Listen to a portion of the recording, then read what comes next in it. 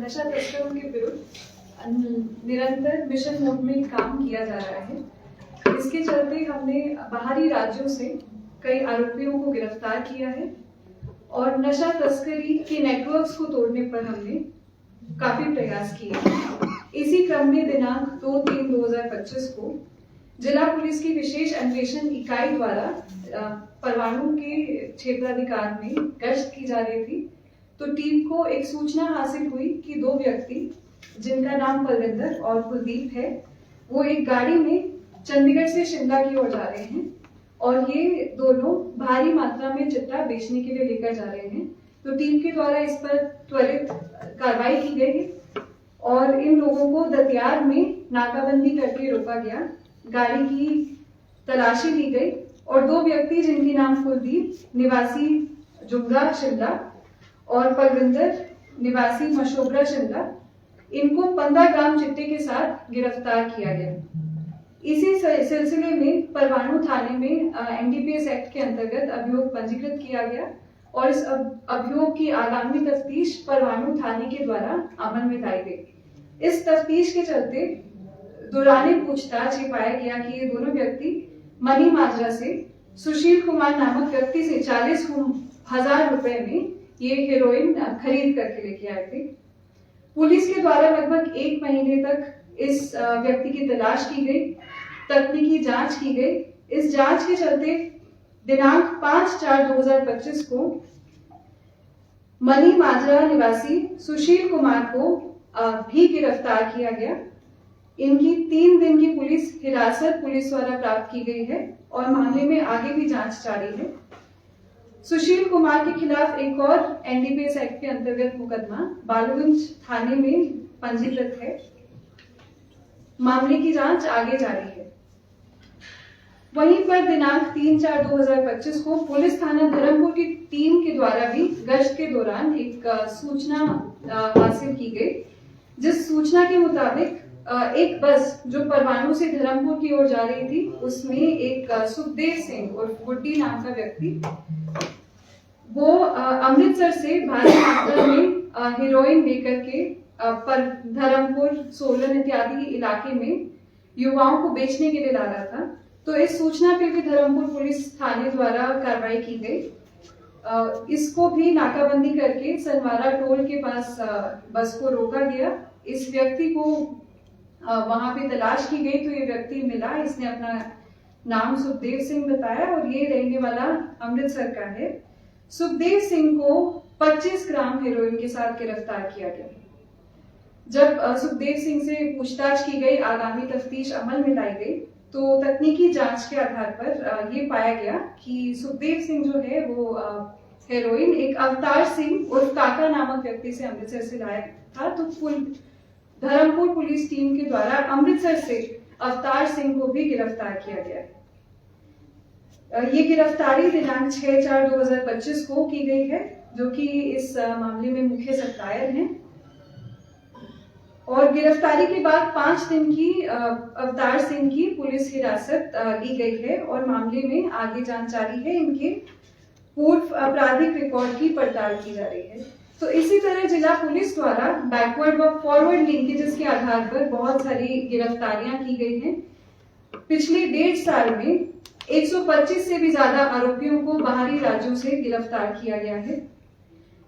इन आरोपियों में से 119 चिट्टे के हेरोइन के बड़े सप्लायर्स हैं, जिनको दिल्ली, पंजाब, हरियाणा, चंडीगढ़, उत्तर प्रदेश, असम, महाराष्ट्र आदि राज्यों से गिरफ्तार किया गया है।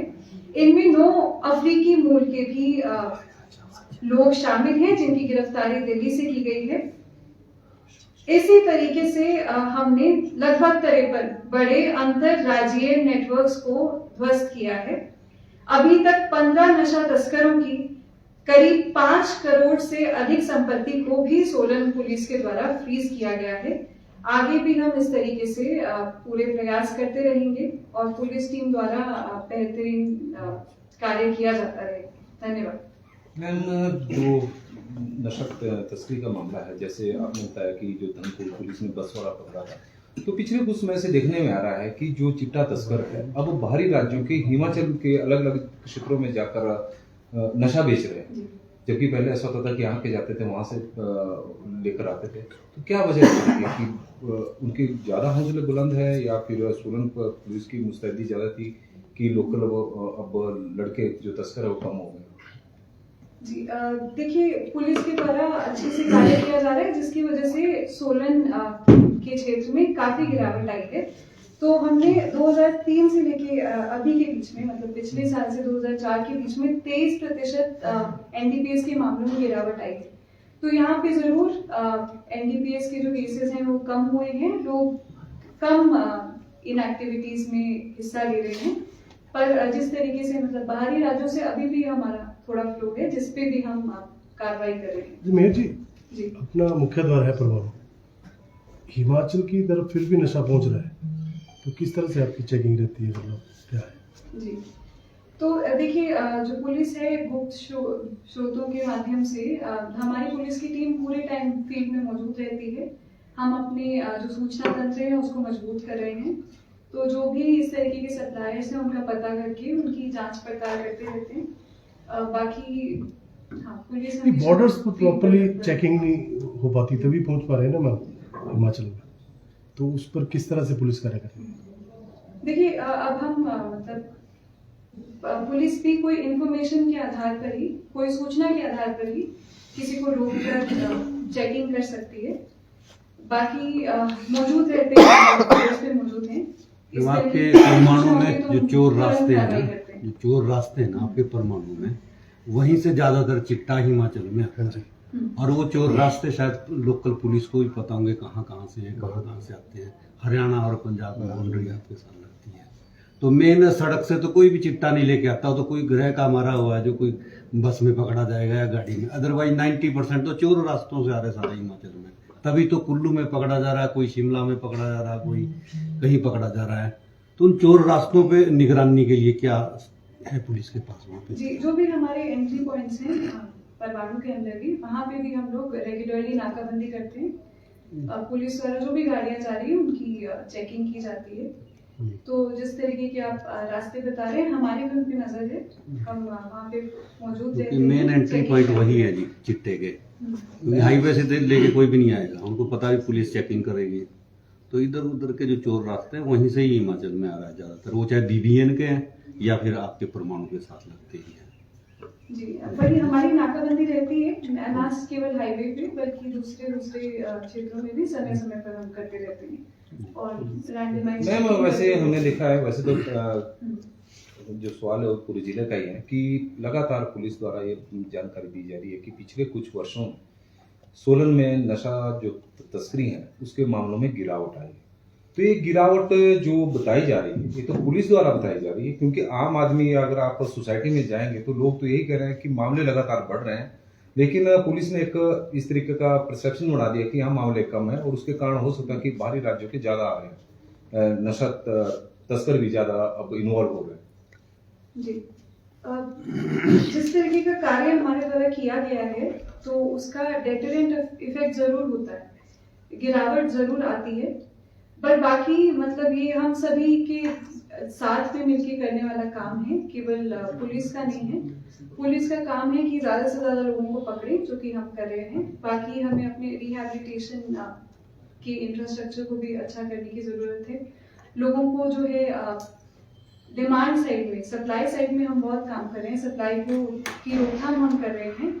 डिमांड साइड में भी हम धीरे धीरे अलग अलग माध्यमों से लोगों तक ये मैसेज पहुंचा रहे हैं कि ये बुरी चीज है, इसमें ना पड़े।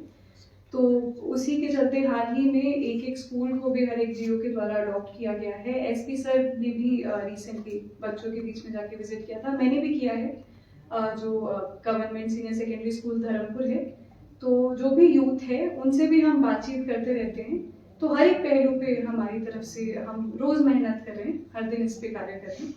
चिट्टे को छोड़कर मैम अब जो युवा है, जो चटेरी थे, वो ड्रग्स की तरफ जा रहे हैं, सिंथेटिक ड्रग्स की तरफ जा रहे हैं। और बद्दी फार्मा हब है, तो वहाँ पर किस तरह से कार्यवाही आप करेंगे, किस तरह से देखते हैं?